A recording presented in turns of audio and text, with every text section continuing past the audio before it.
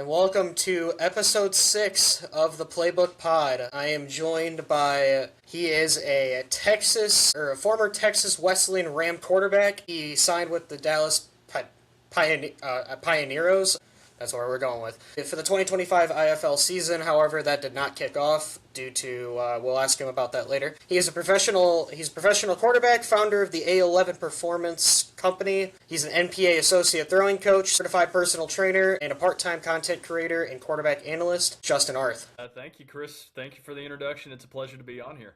So for starters, I want to talk to you about what got you into where you are now. What motivated you as a child to get to where you are now? Man, okay. So what I always love to say is I was late to the game in the sport of football. I actually grew up playing basketball and soccer, so I was never necessarily a football guy growing up per se.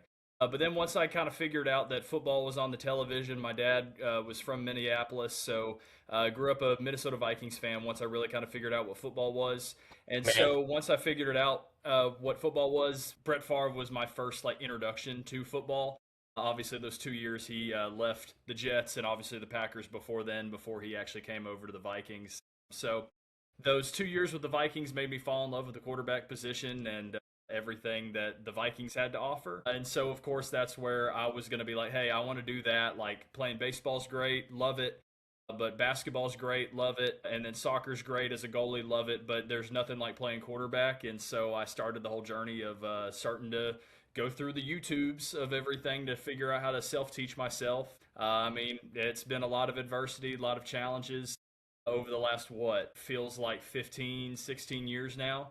Really? Going from one high school to another, starting up a college football program, and all the issues that come, or I would say issues, but all the turmoil that comes with that, and all the challenges that come from starting a college football program from scratch, and then bouncing around in professional football and being able to have those opportunities. So you learn from some of the greats. I've been very blessed and fortunate to work with some really, really good guys like Tom House and Robert Ambrose and all of Tom House Sports. So as well as some other quarterback coaches that have developed me over the time. So yeah, I mean, it's been a fun journey, and I'm glad it's continuing. And I'm glad that from the A11 performance side, I'm able to, with my quarterback development program, being able to give back to the next generation, because obviously I had people before me that gave me as many chances as what they did. Well, for starters, you said you're a Vikings fan. I'm a Bears fan, so the rivalry is definitely there. Not as good as the Bears Packers, obviously.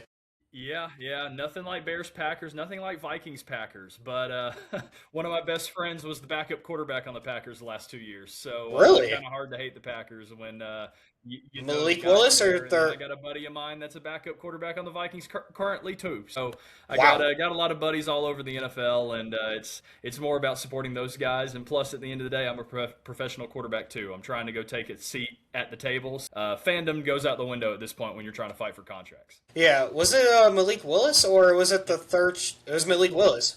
I've known him for Hey, years, a freshman in high school.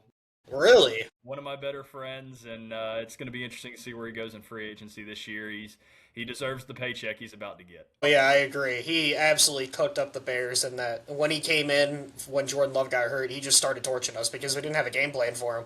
We game planned for Love, not Malik. And then you said the backup quarterback of the Vikings. That is, why do I not know ball right now? I'm blanking. He started 2 games. I'll give you a little hint there. His Was first it? start was not very good. Oh, was it Wentz? Wentz, right? Max Brosmer. No, Brosmer. Really? Yep. Max is from I was about to say the J.J. area, McCarthy for just some like how reason. I am. We all trained with the same quarterback trainers growing up. And so obviously he went to University of New Hampshire and then grad transferred from New Hampshire to Minnesota. And that's where he got his undrafted free agent opportunity this year with the Vikings. Really? That is insanity to me. Wow. Yeah, well, we've got guys all over the league. What a Good, grapevine. good buddies, good buddies. What a grapevine. So we'll kind of dive into your story a little bit. So high school, or did you play quarterback all throughout, Yep. like all every year? Like you didn't change at Once I all? started playing football in 7th grade, I was a quarterback the whole way through. I played 1 game of defensive end going into my junior year of high school. And Good after grief. that, they're like, "Hey, starting quarterback doesn't need to be playing defensive end and punt protector, so you're back to quarterback only." And Yeah. then I did play 1 game at kicker in the professional level.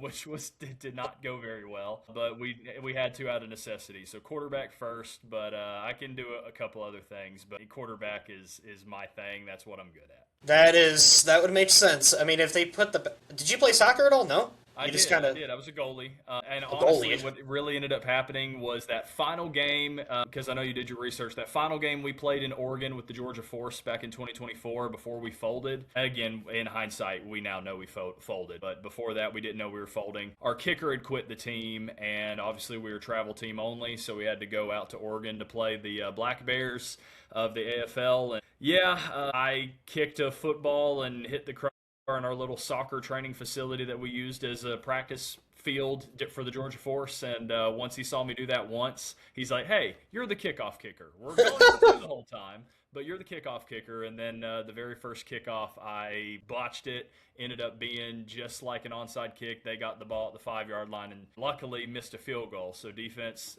held strong, but yeah, when you're kicking an opening kickoff that turns into an onside that then they get the ball at their own 5-yard line. Not a good way to start your kicking career, but again, better quarterback than I am anything else.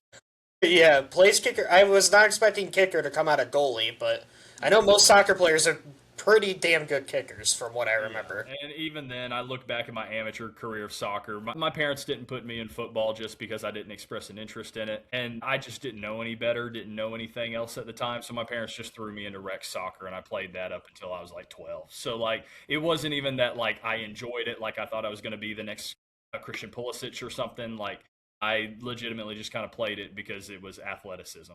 Hey, it made you. It probably gave you wheels for quarterback. I would assume if. No, I mean, a little bit. I've got wheels maybe a little better than Tom Brady, but yeah, no, I'm more of the Brady and Breeze mold than I am Lamar Jackson. Straight pocket passer. Yeah, I'm assuming is what that means. I watched some of your tape before we got on here, and yeah, you are definitely a pocket passer. You throw pretty good balls, though. I can't lie. Those appreciate it. you Appreciate it. throw That's pretty why good dots. I've bounced around with some camps and some workout opportunities, things like that. So they see it, just haven't been able to make a roster yet in terms of the NFL or CFL. So trying to keep that dream alive. So going back to high school, were you the starting quarterback all 4 years, or you started? So my freshman year, I was the starting quarterback on the freshman team at Dutchtown High School.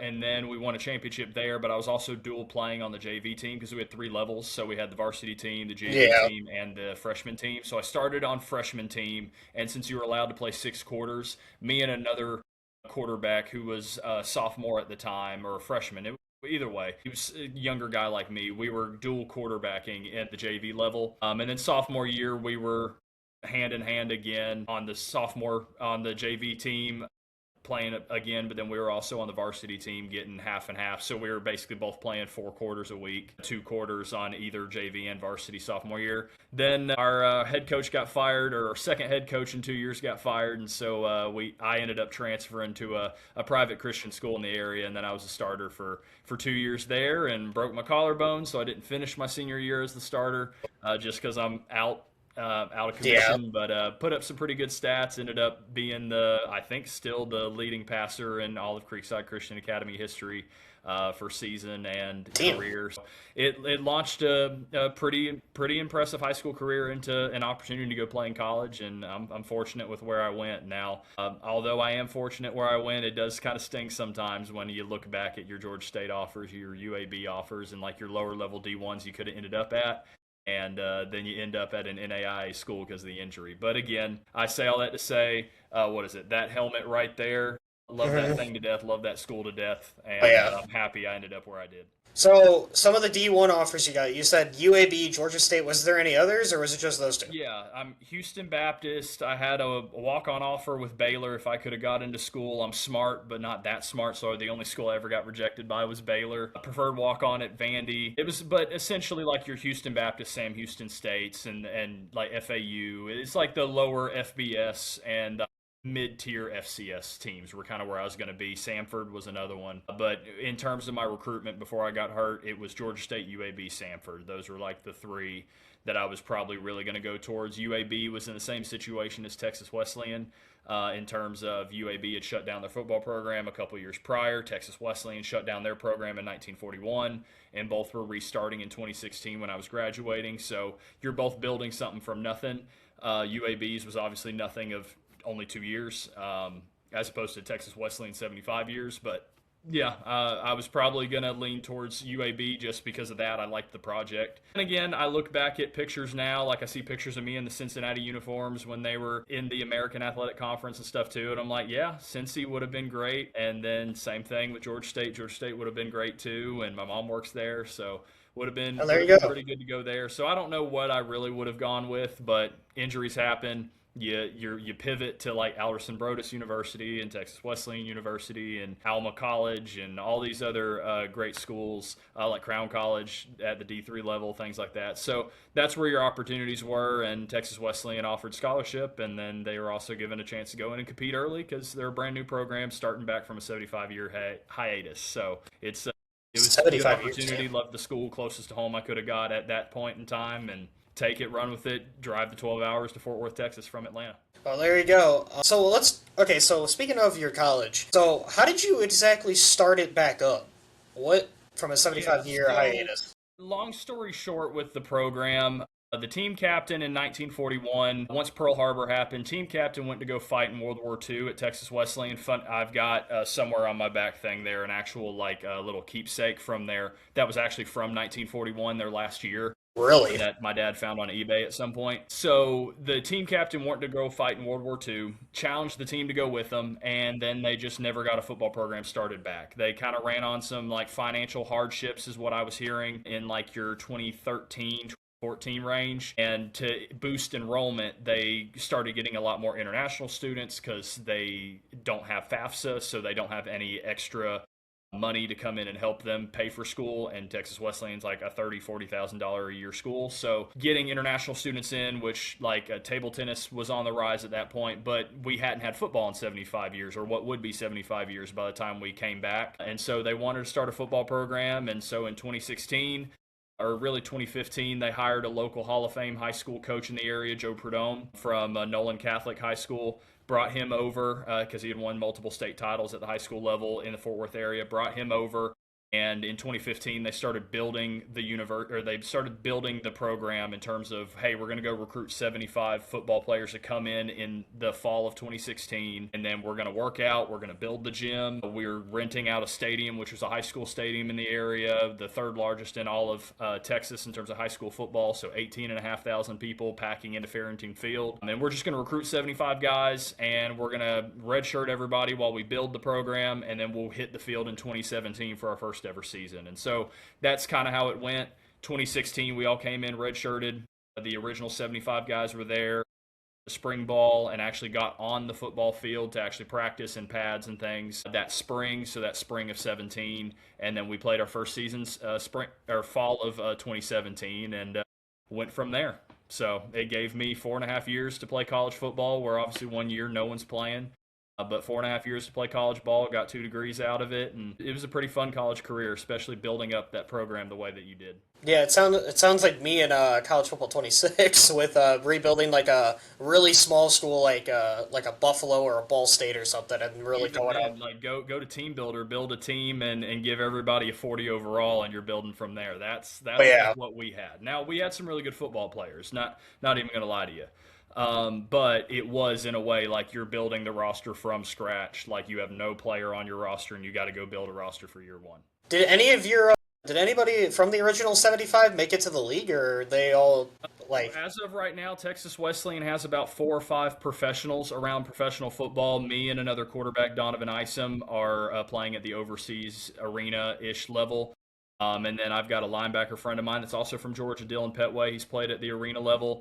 And then there's a couple other guys that are bouncing around too, but no one quite to the NFL level yet. I've probably been the closest with some NFL workouts, but outside of that, no one from Texas Wesleyan has made it to the NFL yet. So how was the success of Texas Wesleyan? So obviously 2017 was bad, but Yeah, so uh, we had a good roster, but we were learning how to play together as a team because everybody thought like, "Hey, we're kind of all in it for ourselves." And then there was also like some documentary thing around us too that was on Facebook or something, kind of like your F1 Drive to Survive or your yeah. like Hard Knocks kind of thing. And so trying to take behind the scenes of what happened. So a lot of guys playing for themselves, and we just weren't a team. So we went 0-11 that first year, but we lost most of our games by a combined like 20, 30 points when everything was like close at halftime, and then it all just unraveled because everybody's just kind of playing for themselves and their stats to try to transfer out or make a name for Mhm. themselves on the show. So the first season, 0-11, didn't do too well. We ended up technically getting our first win that season. So if you really go back and look, it's 1-10, but we got beat by the team that like gave us the win, but they had an academically ineligible player. So that's how we got our first program win in history. But then we went 2-8 in 2018. And then 3-7 in 2019. Then the COVID pandemic year, we went 1-1, beating the team in conference. And then 2021, we went 7-3, and we're co-winners of the Sooner Athletic Conference. There you And then go. they've continued to take it from there, and they've become a not necessarily national champion powerhouse in the NAIA yet, but they've made the NAIA playoffs this past year, and they're constantly at least in the conversation to win the Sooner Athletic Conference every year. So we set the foundation, and the next set of guys are taking it from there with some pretty clean uniforms and stuff too. Well, there you go. So how was it? How did you feel being a part of that rebuild slash, and then you had the little bit of success in your final year, and then being the co-conference champion? How did that feel? Yeah, I mean it. I really didn't even taste the success because I graduated. I was forced to leave the team when we went 1-1, beating the team that ended up winning the conference. So we kind of said like, hey, if it wasn't for our offensive line getting COVID, we probably would have won the conference that year too. So I'll take a conference championship for 2020, even though it's technically not true. But at the end of the day, like I take pride in that university. I take pride in Texas Wesleyan and everything that they've been able to build me because my college career was kind of crazy too. I mean, I went from starter to scout team back to starter. And then COVID pandemic hits, and I'm forced to graduate and get out of there because I didn't want to stay and take any more classes after graduating with a master's degree. So being a part of that university and building it from nothing, again, it wasn't just me. I was a small part to play in everything. But being able to be a part of that and help build that roster into what it is and help build the program into what it is now and what Coach Bradley Sherrod is doing now since Coach Prudhomme has retired and moved on, I mean, it's been a great build to see, and very proud to be a Texas Wesleyan alumni. Well, that's insane that you were part of the startup essentially, and then you had success your final year. Technically, air quote, conference champions, and then they're still building and still going to be a pretty good football team for years to come. We hope. Absolutely, yeah. I mean, Fort Worth's a recruiting powerhouse, so they're getting guys from the boot in Louisiana. They're still getting a couple guys from the great state of Georgia, and then obviously Texas high school football is what it is, and so Oh they're yeah. dominating that DFW area heavily. So Sooner Athletic Conference, be on the watch. Texas Wesleyan's always going to be good now. Yeah, that those Texas high schoolers are something else. I mean, Louisiana football I've also heard is really good too, but not as They good as are. Texas. But wow, I mean that school eventually will be a problem at some point in time.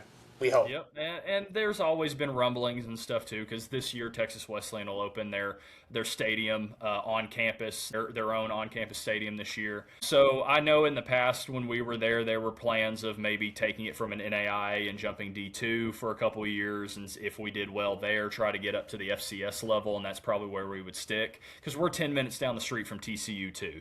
Texas Wesleyan's never going to be a Big 12 team or anything like that, but I see the potential in it at some point getting to an FCS level type school. I mean, especially with what the university's got and the area that it is. I mean, the investment that's in that program. We'll be fine for years to come. But again, we're in what, year 10? Or yeah, we're in year 10 now. Going up into this upcoming season of a build, like we're still early on in this, so this isn't like EA college football where you can just change conferences just because you feel like it. Yeah.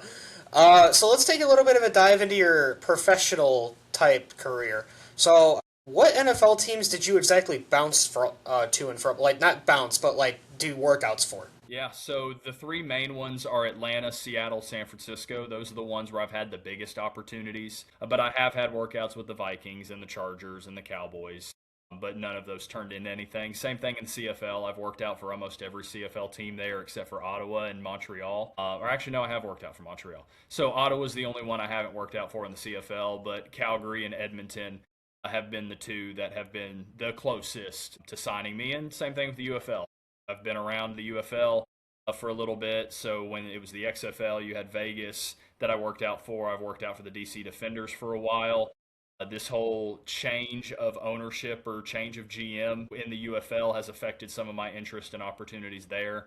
Just because it's new people in, all the GMs kind of got clean housed and fired. So Vaughn Hutchins over in DC isn't interested in me anymore. Not because he isn't interested, but because he doesn't have a job anymore. So Yeah.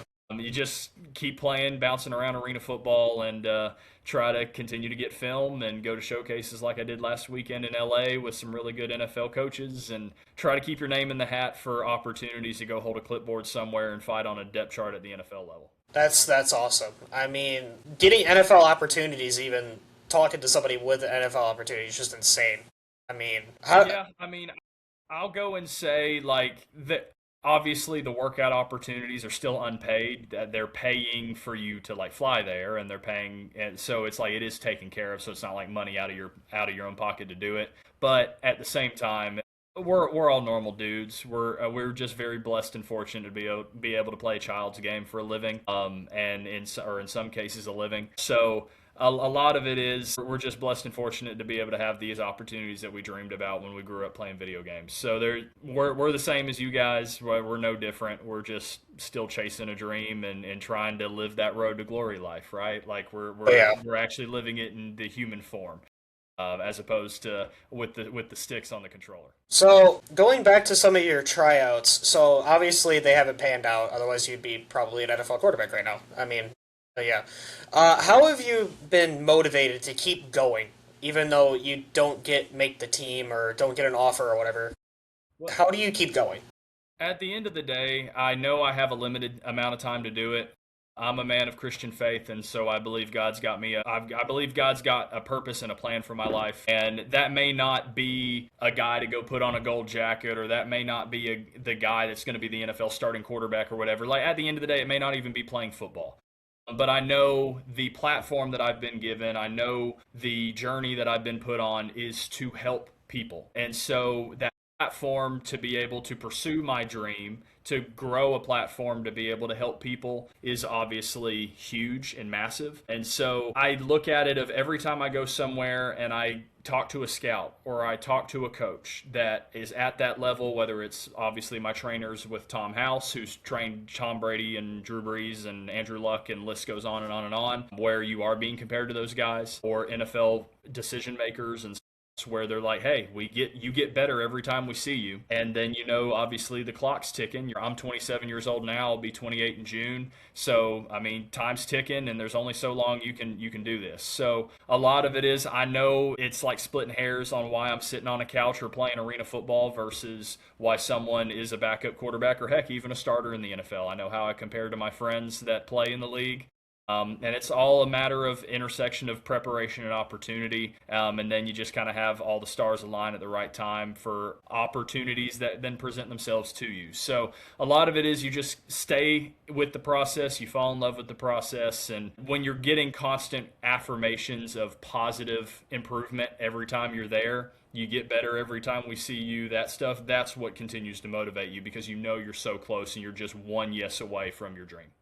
As a man of obviously you're a man of faith. I'm trying to get better with my faith. It's very difficult. It's very difficult, but it's slowly trying to get there. Let's go. Let's dive into your what you do now, because obviously you haven't gotten an NFL gig. Well, hopefully you do get one, because I do want to see you in the league. I want to cover your name eventually. Appreciate it. Well, you're the founder of the A11 Performance company. Let's do you want to dive into what you guys do and all that? Yeah, absolutely. So wearing the hat right here. So A11 Performance, when I became a professional in 2021, like in January 2021, when I graduated with my master's degree and knew I wanted to make a professional pursuit, I started off with your typical kind of athlete brand. So that's where the A11 is. It's my jersey number, if I could choose it, 11. My last name Arth, so A11. And then obviously performance, because I knew at some point, I wanted to affect individuals and influence individuals to be the best athletes that they could possibly be. So it started off as a personal brand where, hey, I could have my own merch or I could have a website to like have people track me and my career. But then what it quickly became is around that same time I started working with Tom House. And like I mentioned, Tom has worked over the last 50 years with multiple Hall of Famers in the football, in the NFL, in Major League Baseball, and the list goes on in rotational sports that he affects and he works with. And so with those, I've become a certified coach with them. Obviously, I've taken other certification courses in terms of strength and conditioning and things that we teach in the Tom House Sports program. And so taking that and moving it forward and saying, hey, we already coach quarterbacks with Tom House Sports, but that is solely under mechanics,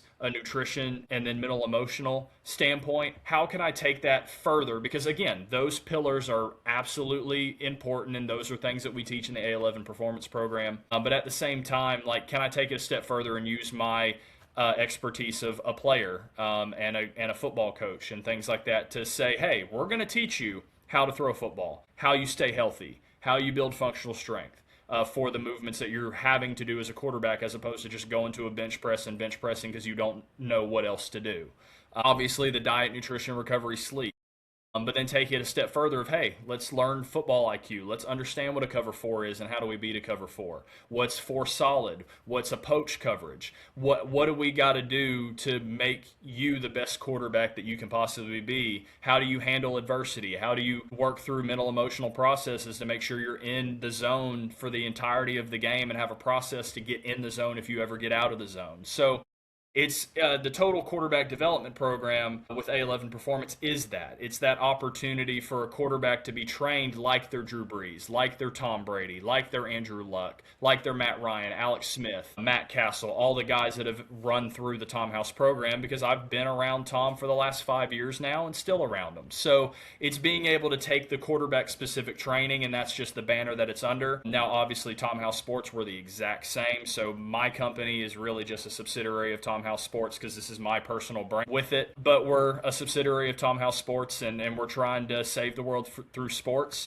Is Tom House Sports' claim. And so I think we do a really, really good job at it. And then obviously I personally take it a little bit further because obviously my Christian faith and stuff too. So not going to preach to you, but I do want to be salt and light in how I treat you. And I want to treat you the same way that the Hall of Famers have either treated me or that I've treated whenever I coach other professional athletes. So that's kind of the A11 Performance program, or the A11 Performance brand as a whole. Started off as a personal brand, and now it's a way to impact young quarterbacks to be the very best that they can be and take football as long as they want to take it. That's a very good company, just in general. It sounds like an amazing company. Obviously, I'm not from your area. I'm from a completely different area. Do people from out of state, so like not from your region, kind of travel out to work with you? Or Yeah, I wouldn't say necessarily travel out to work with me, although I've seen other professionals and I've done it myself to travel out to Tom to do it. So, hey, if anybody listening wants to travel out, you can come to Atlanta and we can get you a stat test started and get sessions with you. But no, I do offer, obviously, your in-person sessions, and the way we do that is we have a stat test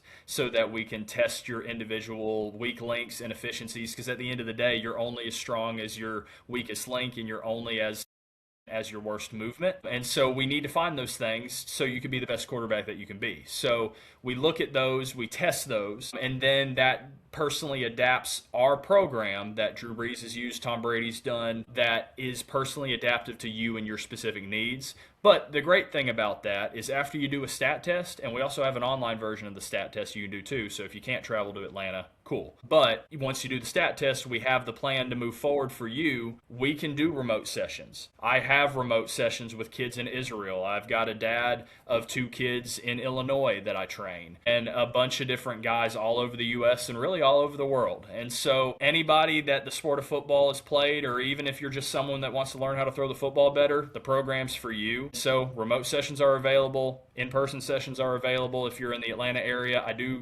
I do travel back out to the Dallas-Fort Worth area occasionally, so I still keep those offers open for in-person there, but just know up front, like I'm still playing football and I don't live there, so I travel there maybe once a month in my off seasons. So ideally would like you to be a remote client there. But no, I'm trying to impact as many people that wants to be impacted with correct knowledge, correct information that's been told and coached to Hall of Famers that have used this information to play till they're 45 and get their gold jacket. So that's what it is. And then here pretty soon, I'm working with a guy to launch this as a membership program for athletes that maybe don't have the time or maybe don't even have the money to pay for the remote sessions as frequently, but they want access to training videos. Obviously, the program's a little more complex than that. So training videos, if you can understand them, great. But we'll have a membership access to where you can go in and look at the training videos and see all the quarterback drills and our block training and things like that to say, like, hey, this is what it is. Now you just need to figure it out from there. And then that's where you've got remote sessions with me. That's where you've got in-person sessions with me to go ahead and start taking ownership of your own process. And because this is the Hall of Fame model, it's just you have to personally adapt it to you and what your needs are and take it and run with it. That's awesome. I can't even lie to you. How many total clients do you have, you think? Man, they come and they go. Right now is a little bit downtime for me. I mean, if everyone that reached out to me for training ended up getting with me, I'd probably have 200 or 300 clients. But I've got a loyal probably 10 to 15 right now between in-person and remote. But I'm always looking for more. So if anybody's listening and wants to come join in, come on. Well, you'd probably be the guy to get the advice from. I mean, you're a professional quarterback, and you seem pretty damn good based off the highlights I've watched. Oh, well, I appreciate it. Bears, give him a shot. Hey, fair. I wouldn't say good friends, but I know your old quarterback too that left for New York. So really, had a decent one there, but I think you got a good one in Caleb. I really do think we have a good one in Caleb. Just his accuracies are a little inconsistent, but I'm sure with time, like Peyton Manning had. I can make you more accurate. Your release point's right at your ear. I can get you out in front more, and then you'll be more accurate too. So hey, come on, Caleb. I wish you would listen to this. I really do wish you would listen to this. Let's see. What other like kind of. So what do you do with your clients exactly? What do you with in person compared to remote? I'm guessing the material is not the same, if not identical. It actually is fairly similar. It's just obviously when you're in person, you can get more player to coach feedback immediately. So as opposed to remote sessions, it's a lot of, hey, we're talking over the camera here.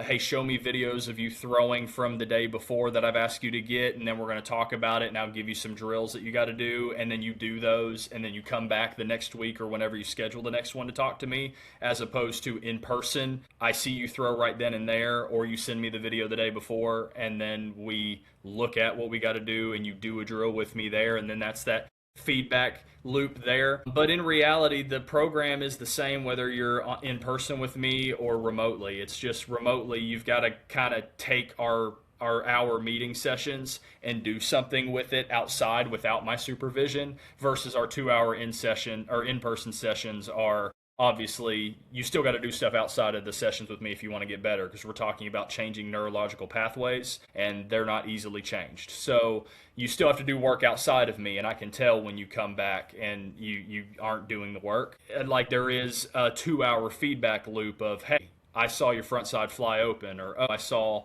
your back foot not be connected anymore and comes off the ground, and that's why we're losing some power. Or, oh, hey, hand placement on the ball wasn't right, and you didn't pronate your hand the right way, and that's why the spin didn't work.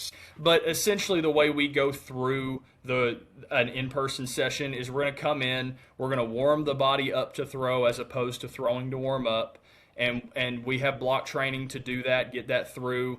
Then we'll go into neurological pathway patterning. We'll go into some functional strength work. I'm a big advocate for core work because you're a rotational athlete. You need a very strong core. And then you'll work through into then football specific movement drills, quarterback cone drills, all that kind of good stuff to then translate to in-game movements. So I don't necessarily love cone drills, but ones that translate to the game are ones that I love. So a lot of reactionary movement things. And then we'll finish with some anaerobic activity to flush lactic acid from your system, or at least enough, because a little bit of lactic acid in your system's good, but we need to flush the majority of it so we don't end up having inflammation and things like that, so we can recover quicker. And so that's how an in-person session would be. And like I said, with remote, we're talking about something that you've wanted to talk about. I'm gonna look at your mechanics, give you a mechanical analysis, and give you some drills to work on to move forward, and then we'll see the improvement the next time we work. So you said you had 200 to 300 clients. Well, All time, 200, yeah, 200. Yeah, every single one that inquires became one. Yeah. yeah. So who has been the most like successful like quarterbacks that have worked with you? Have you produced any quarterbacks that have gone on to like play really good college ball or NFL even I've CFL? got a guy that's currently in the transfer portal right now, who was at Liberty University for a little bit. Miles McKeechin Jr. He's out in the transfer portal now. If anybody wants to go grab him and get a good quarterback, I mean, he's developed a lot in the 1 year that I've worked with him. But I mean, there's been some professionals that I've had some hands in. I mean, there's a guy that just signed a contract with Edmonton that I just worked with not too long ago in Houston with another buddy coach of mine. And so there's some good guys. We've got hands in a lot of different quarterbacks, but if I were to talk about every single one of them, which I want to, I mean, we'd be here all night. Well, it sounds like you're producing some pretty good talent there at A11. I think we're going to dive into our mailbag that my viewers had for you, as we're on a kind of hour 30-ish time limit, and we're already 37 minutes of the way in. So we'll dive into some of the viewers' questions that they had for you as I get them pulled up. Is there anything else you want to mention before we start this? Well, I mean, you guys can look up the professional career too. I mean, it's been 7 different arena teams now or something like that. So it's been a fun journey, and I'm just blessed and fortunate to be on it. But let's get into these mailbags. All right. So first question, I don't know who it's from because I had a notification pop up. What do you get out of coaching that makes you want to keep doing it? Honestly, it's seeing clients change and take ownership of the program. So when I give a client a piece of information. And that, let me backtrack a little bit. My goal as a coach is to inform, instruct, inspire, and hopefully create ignition in the athlete. I believe you can't motivate a player. A player comes to you with X amount of motivation, and it's your job not to demotivate the player. So that's where you have to create ignition and a love for the sport. And so that's where I'm going to inform, give you correct, factual information.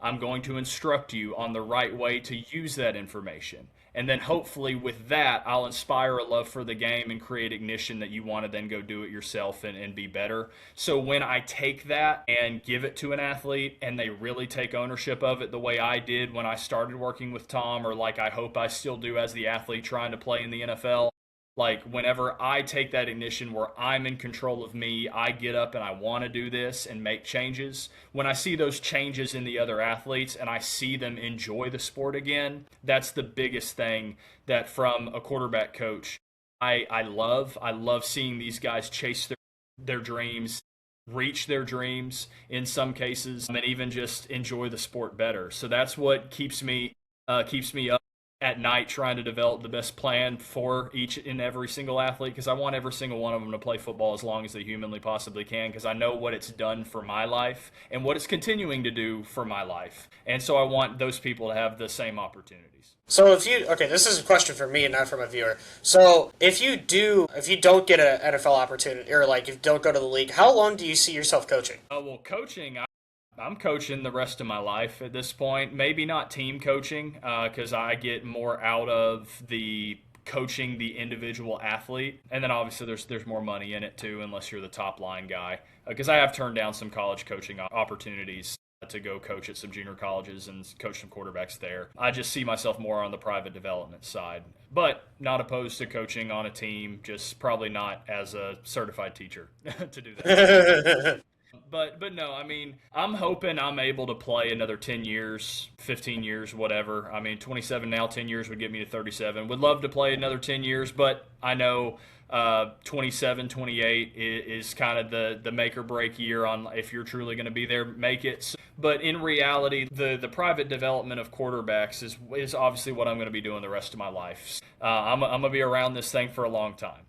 Oh, there you go. Another question in. What is your favorite type of receiver to throw, or what is your favorite type of receiver? Ooh, that's tough because I work with a lot of different guys. So my favorite type of receiver is probably the ones that get really nitty gritty with running good routes and getting to space in time. So one of the things that I feel like I do really well that you can see on my film that I do really well is throw with anticipation. And all that means is throwing to spots that aren't open when the ball leaves my hand. And so if I have a receiver that can be on the same page of me where he his 10-yard dig or his 20-yard dig and the ball just like flashes right into his hands and he's just boom right there and catches it, so we're on the same page. Those are the kind of receivers that I love. Obviously it's easy to go and say a burner or a speed guy like a Tyreek Hill or a jump ball guy like a Mike Evans or something like that. But I mean, you can play with those guys and you can be very successful with those guys. But the route runners that understand timing, that understand spacing, are some of my favorite ones to throw to, just because that's what I think I do well as a quarterback. So we mesh instantly, even if I've never thrown with you before. The others I can do well with, but it takes a little bit more time to build some cohesion together and some camaraderie to make sure that we're hitting on the routes that we know we need to. Who has been your favorite receiver to work with? Oh man, you're throwing me under the bus here. I really loved throwing to Chris Conley for a couple off seasons that I was able to throw with Chris. I mean, but I've got a good group of guys right now that I'm throwing with too. I mean, Dorian, he goes by Callie. He's actually in the transfer portal right now from Albany State, so somebody go get him too.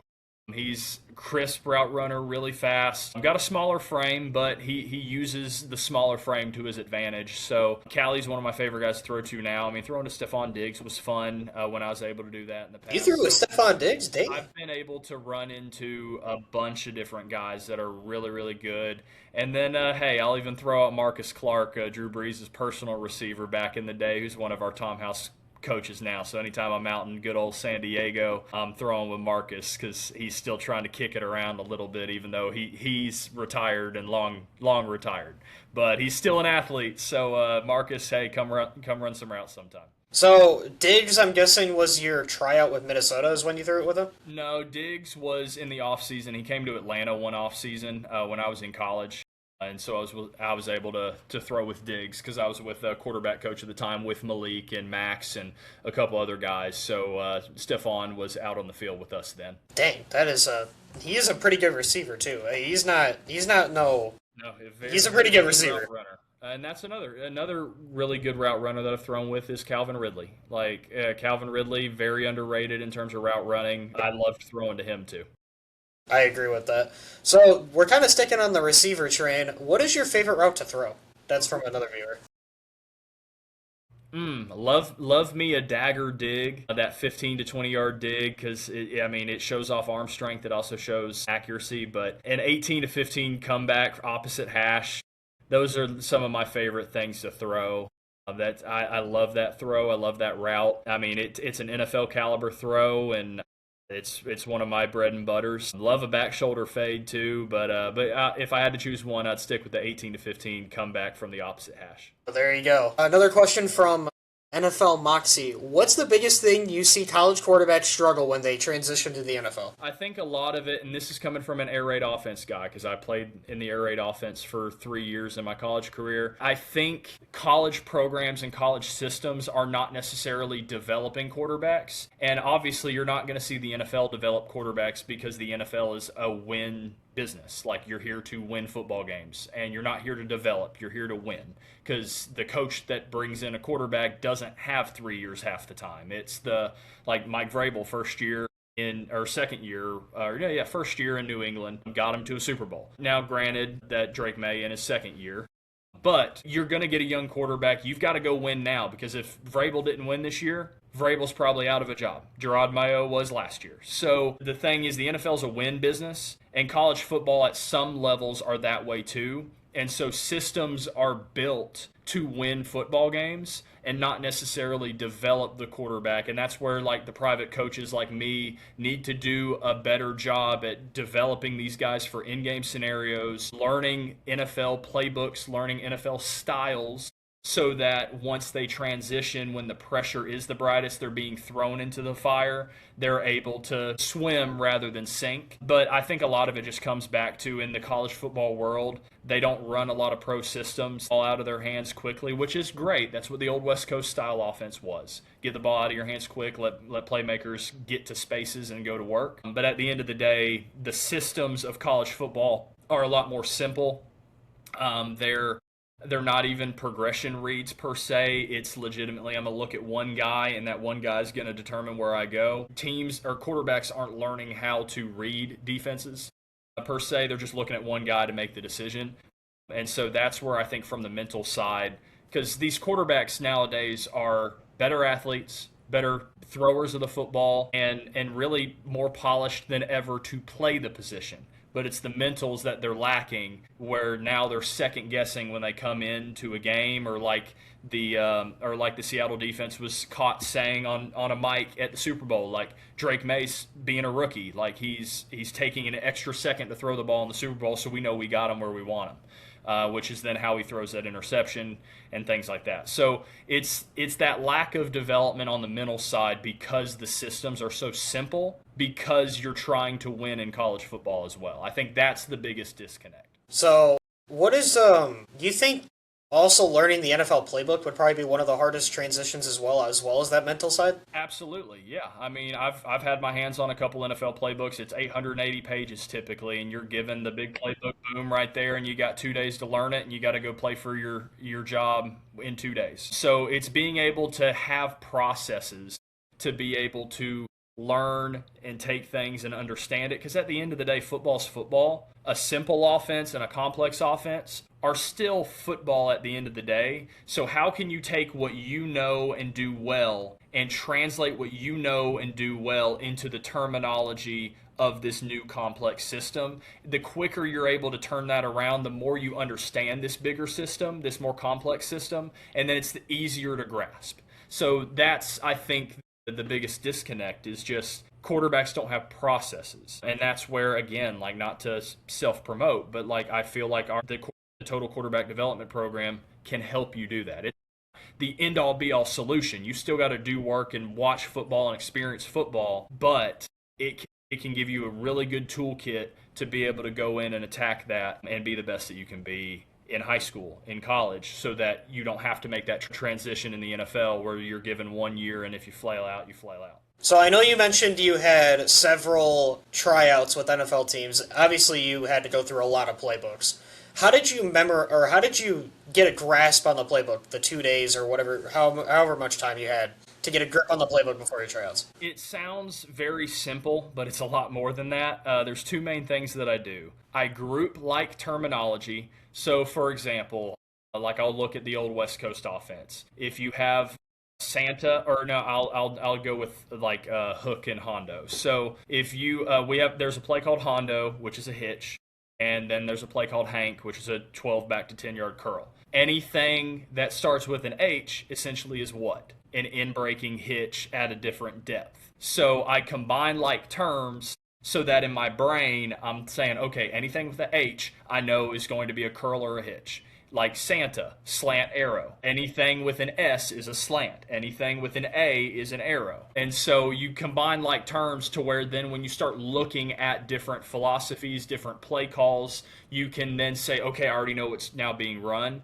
And then the other thing is, once I kind of do that, I play the game before the game, which is big in visualization. So I'm big in closing my eyes and seeing the defense out there in my mind. I go through my reads. I purposely do my drops on air with a towel, whatever, and I run through plays. And I run through the practice script. I run through our game script that we're given. and go through and run through every single play with every single read that could potentially be open versus any defensive coverage that you could face. So you play the game before the game so you can play the game. So then you can replay the game after the game to fix the one or two things that you don't do well. So then when you go back to then play the game before the game, you're now even better. Well, there you go. From a QB with experience, more experience than probably every single person that I've talked to. Use the towel and memorize and try to memorize plays the best you can with the reads in your mind. Travis E asked, who is an NFL or under the radar NFL quarterback who does things very well but might not get the most attention? I'm assuming is what the end of that is. Malik Willis. If fans know, well, there's a lot of guys, to be honest with you. I know it comes across as a very hot take potentially, but I think Brock Purdy is one. I think what he does is absolutely amazing. Sam Darnold is another. He's finally starting to get his flowers a little bit. He's the reigning Super Bowl champion. Mac Jones, another guy that trains with us. That's another guy. Now, that sounds biased, but Mac Jones, again, is, I think, really, really underrated in what he... There's a lot of guys around the league that are that way, but those are just a couple. Now, obviously, me personally, I'm going to say Malik Willis, too, and I think he's kind of proven that. But, yeah, I mean, there's a lot of guys out there that play the game really well. And I think if anyone wants to understand football or understand how to play quarterback at the NFL level, look at that game when Phillip Rivers came out of retirement and played against the Seattle defense. I think that if quarterbacks could develop and learn how to play the game the way Phillip Rivers did, he didn't have anything physically. He couldn't throw the ball 20 yards downfield. The body's already given up on him, but the mind was still sharp. And quarterbacks that have that, like a Brock Purdy, like a Mac Jones, like a Sam Darnold, they're going to be the ones that are okay. And I love me some Baker Mayfield too, but I think he's more popular now. Well, back to your Malik Willis. I actually, in a free agency thing, I had him predicted to go to the Falcons. What are your thoughts on that? Going to Atlanta. I'm back at home. I mean, and hey, I'd love to be his teammate too, because I know they'll be looking for more than one. But yeah, no, I mean, Falcons go sign them both. Back in Atlanta would be absolutely great. I mean, I saw him when he was up in Tennessee one time, and never got a chance to get up to Green Bay to see him. So if he's in Atlanta, if I'm not his teammate, then Malik, you better get me an extra jersey and get it sent to me, because I want one of those now that I'm a half Vikings, half Falcons fan on the fandom side of things. Malik low-key, the Falcons need to go sign both of you. Anyways, I agree. I also agree with that. I know we had some conversations. Bring me in. You've had conversations with Matt Ryan, though? Yeah, in 2021, I had a couple conversations when I was in the building there. Oh, there you go. Learning from the best, huh? Yeah. Some of the best. Matt's one of our guys, too. Matt's worked with Tom for a long time, too. Really? So, who are your top 5... this is from Josh Allen Lover. It's a Josh Allen Glazer account. Who are your top 5 current quarterbacks or top 5 future quarterbacks? I'll stick with current, just because it's hard to project guys moving forward. I mean, top 5 in no given order. I mean, Josh Allen's definitely up there, and that's not just because his name's Josh Allen Lover. Josh Allen, I think, is absolutely amazing in what he does. Patrick Mahomes, again, he's kind of taken a step down this year, but again, what Patrick does, I've seen it in person because I've trained with him in the offseason over at APEC in Dallas-Fort Worth at a training facility that I used to train at in college. Patrick is absolutely amazing in what he does. I mean, the spine angles, the ability to manipulate his body, and the power that he has in that, I've never seen before. I mean, Lamar Jackson and how he's developed as a passer is huge, but then Joe Burrow too. So what's that? That's 4? That's 4, I believe. Yes, you still need one more. That's 4. So, man, I'm trying to run through divisions real quick. Drake May, I'm kind of surprised you haven't mentioned yet. I'm not going to put Drake in that conversation yet. I think Drake's put himself in top 10 conversation, and I think Sam Darnold's kind of in that top 12 to 10 conversation too. But again, like your Patrick Mahomes, Lamar Jackson, Josh Allen, Joe Burrows, no one's beating that 4. Like in reality, I would put Joe Burrow 1 if I had to put anybody 1. And then I'd probably say Allen 2, Mahomes 3, Lamar 4. And then number 5, I don't know. Like I'm blanking. You big on Stafford? I love Matthew Stafford. You know what? Yeah, I'll put Stafford at 5. The QBs, I feel like just overall, from the last couple of years, the overall quality of a quarterback has gotten a lot better in the league, unless your team is the New York Jets. Yeah, and it has. But what you're seeing is a lot more stability of guys around the league. So guys are getting comfortable in their schemes, they're getting comfortable in their locations, and then you get guys like a Sam Darnold that had to bounce around a little bit and learn football again, and love football again, and then once they find a scheme that they're successful in, they kind of bounce around to the scheme that is going to be very similar to what they had success in. And you find that in Minnesota, he had success. You find that in Seattle, and he's having success again. I think, I know it's bad to say quarterbacks are scheme heavy or the what do we call it?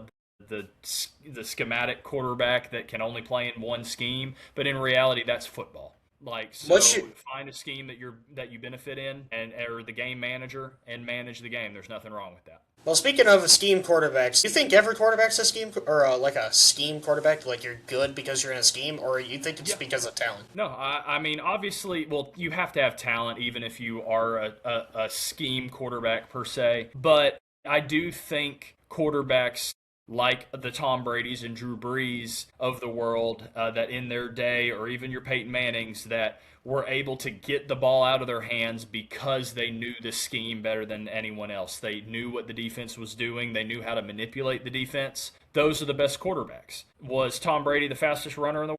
No. Was Drew Brees the fastest runner in the world? No. Drew Brees could run it a little bit, but especially as he started to age, no.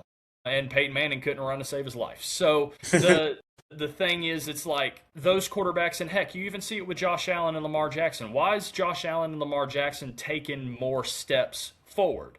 Because they're winning games from the pocket now.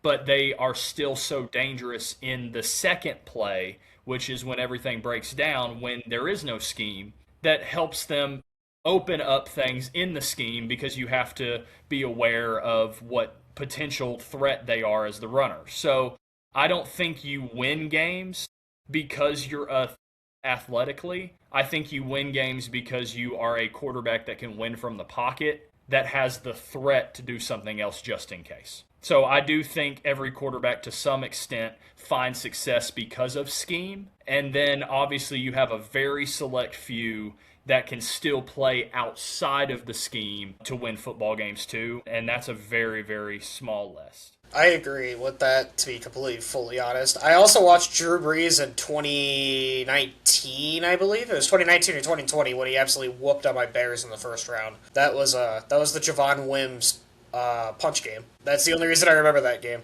I had the very unfortunate pleasure of watching Drew Brees just absolutely torch us. That was not fun to watch. Well, same with the double doink. Like I said, as a Viking and Falcons fan growing up, I didn't necessarily love the Saints. Still really don't, unless they offer me a contract. But I love Drew Brees. Drew Brees was like my NFL idol. Like, Brees is who I compare myself to. That's who Tom's compared me to. So I think I'm in good company being compared to Brees there and trying to live up to that. But at the end of the day, I just want to be the best Justin Arth I can be.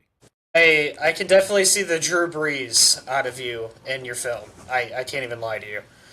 Next question we got is, what's more important for a quarterback? Height, weight, and speed, or accuracy and leadership? Accuracy and leadership by a mile. The thing that's going to take a quarterback to the next level, or not even to the next level, but win a starting job and win football games, is how are you on the team, in and out of the huddle. You have to inspire confidence in others. Because if you're not confident in yourself, why are they going to be confident in you? And then to take that a step further, the on-field play is, if you get the ball to playmakers in space, if you're able to throw receivers open, throw with anticipation, that is all you need to be a very successful quarterback, because then now you're throwing the ball into a window before it even opens, and then when the ball's there, it's like Moses just parted the Red Seas and the ball's there. So that is what I think successful quarterback play is, and it doesn't matter, because I'm 6'1", 205, 210 pounds. Like, you see guys at 5'7", 5'8" doing it. You see guys at 6'5" doing it. Now, obviously, I'm not going to shy away and say that if you're 6'5", 240 pounds, you might get better college offers and more college opportunities. Absolutely. You probably will, because that's part of the measurable game that just happens to be played. But at the end of the day, you can overcome that for college offers, for high school starting jobs, for NFL jobs, if you do the things that get results, which is leadership, which is throwing with anticipation and accuracy. That's. I honestly would have probably also rather value the leadership and the Well, accuracy side. and I'll say this too, and this is maybe unveiling the curtain a little bit, but going into Drew Brees' last year, Drew couldn't even throw the football 60 yards downfield. He didn't Can you have even throw it 60. 40? Yeah, he could barely throw it over 45 to 55 in that range. But because he was able to throw with anticipation and get the ball out of his hands to playmakers when the window became open, he didn't have to throw it 60 yards. So the thing is, you can still win football games that way. You definitely can. I mean, Drew Brees did it in his final year, I believe. Didn't the Saints go 500, right? They went over 500? Made the playoffs? I know they were in the playoffs and lost to the Tom Brady Bucks in the playoffs because Drew I Brees do had no remember ribs that. at that point.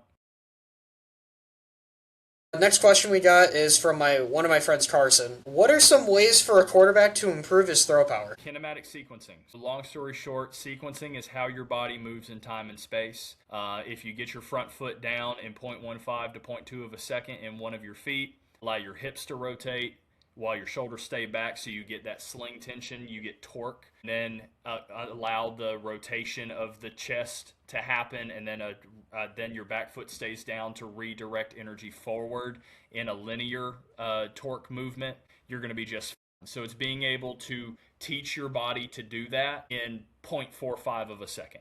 That's going to give you more power. And then obviously strong core, being functionally fit for the movements that you're going to be asked to do. Those are all things that contribute to it. But in reality, if you can just sequence your body to build when the energy wave hits that certain part of your body, that's going to take care of itself, and you're going to gain a lot of power whenever you can redirect energy efficiently. And the next question, I believe I did ask you this, but the next question kind of repeats what I asked you. It was who is the most successful quarterback you coached, and who's your favorite quarterback you've ever coached?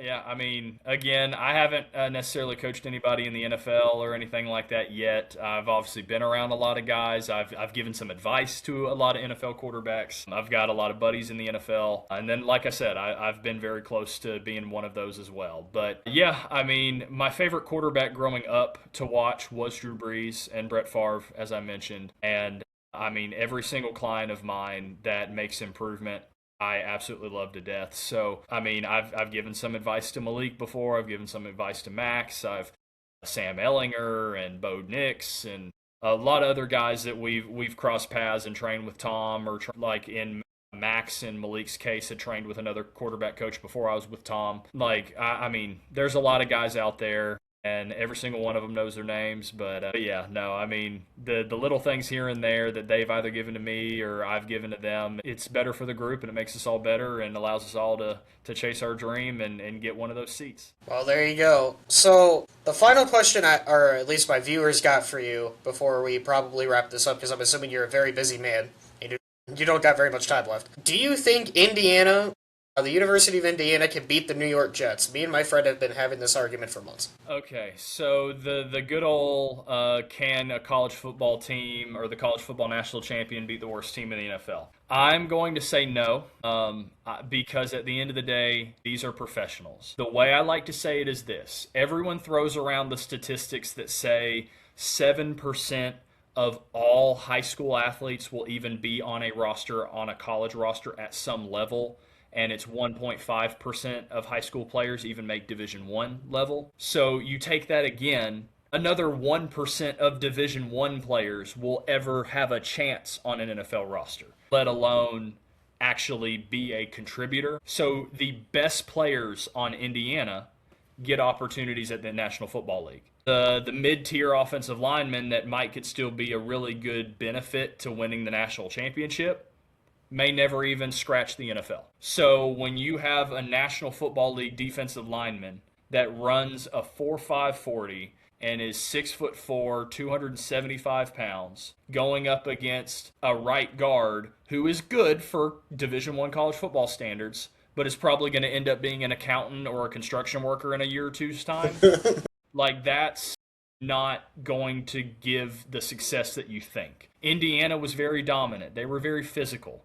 And I think what Kurt Signet is going to continue to develop and flourish because I think they've now got a great coach like how Georgia has Kirby Smart and like Oregon has Dan Lanning and guys that are going to bring sustained success. But it's still not an NFL roster. We look at NFL standards of, oh, if this team sucks in the NFL, oh, maybe the best team in college could beat them. But it's because we're looking at them compared to other NFL standards. If this NFL team faces the best college football team, NFL teams still probably winning by 20 or 30 points. Yeah, easily. I mean, I don't like the Jets. I've always hated the Jets. It's not because of the Jets being like the Jets. It's just because they blow. But even with Indiana, like the only matchup I could see Indiana winning that is maybe the quarterback matchup because I really don't like the Jets QB situation. I mean, Fields is like he's shaky. Even with the Bears, he had that accuracy problem. Steelers, he also still had that accuracy problem. But at the end of the day, and what did Fields do when he was in college? He dominated. He won a national title. He won a national title with Ohio State, if I recall. Exactly. And honestly, I'm still taking the Jets by 20 to 30. I mean, Mendoza might be able to do something, but your offensive line's going to get pancaked by a defensive tackle as a professional. If he's sitting on his butt after 2.6. Yeah, no. Let me get your national title picks for this upcoming college year. We'll end it on predictions. We'll do national title, and then we'll do Super Bowl for next year. Okay, well, I've not really looked into any rosters, so I guess I can be a homer here, because, again, Texas Wesleyan allows me to still be a fan of a big Division I team, so I can go back to the team I grew up rooting for. I'm going to go Georgia-Oregon, and Georgia wins the national title.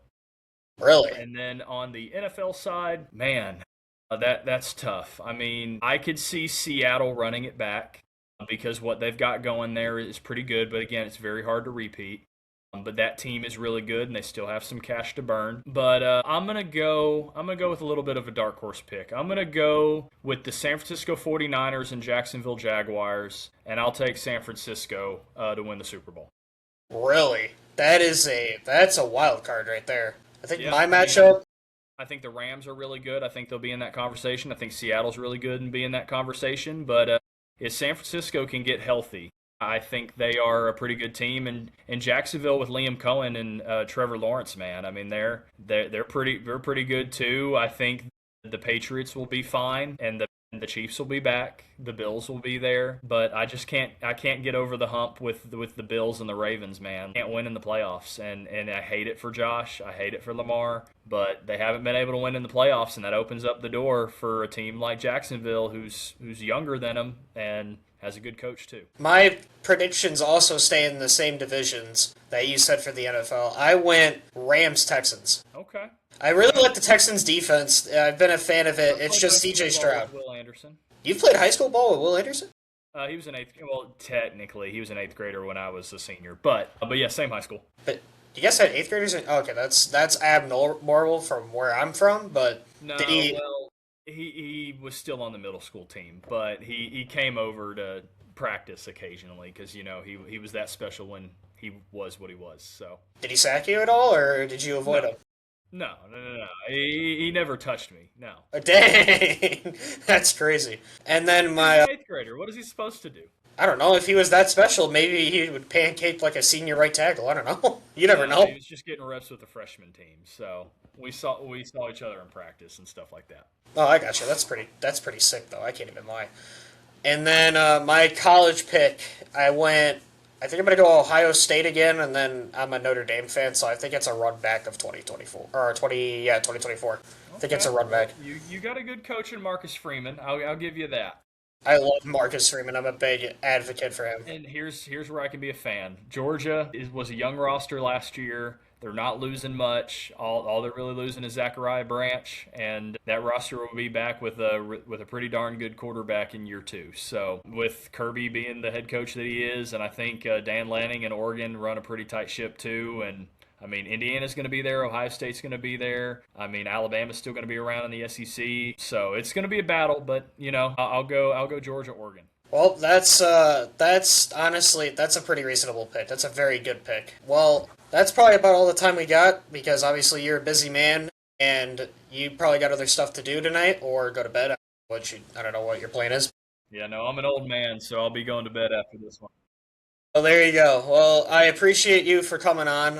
Is there anything you want to leave the viewers at the end here? Yeah, no, you guys can obviously. Chris will probably go throw my social media handles and all that kind of stuff in the description and all this other stuff. But yeah, go shoot me a follow on Instagram, jarth JARTHQB11, and that's going to be my handle for everything. And if it's not that, it's at Justin Arth QB. So on X, it's Justin Arth QB, Instagram jarthqb11, YouTube Justin Arth QB2. So you can go follow me all over there, and I got vlogs coming out. Only kind of dusting off the vlogs that I'd been holding on to for a while because I hadn't had time to edit. So we're trying to get those things up and get people up to date on what's happening in my football career. We got two posts weekly in terms of coaching tips and things, and obviously the A11performance.com to get you set up with a stat test and in-person or remote sessions and all that good stuff. And I mean, hey, I got a camp contract already signed to go compete for a job in arena football that'll come out here in about a month and a half. You can go find me over there and keep following the journey because hopefully we got an NFL contract here pretty soon. Hope so, because I would love to see you in the league, especially on the Bears, but that's just me being a biased fan.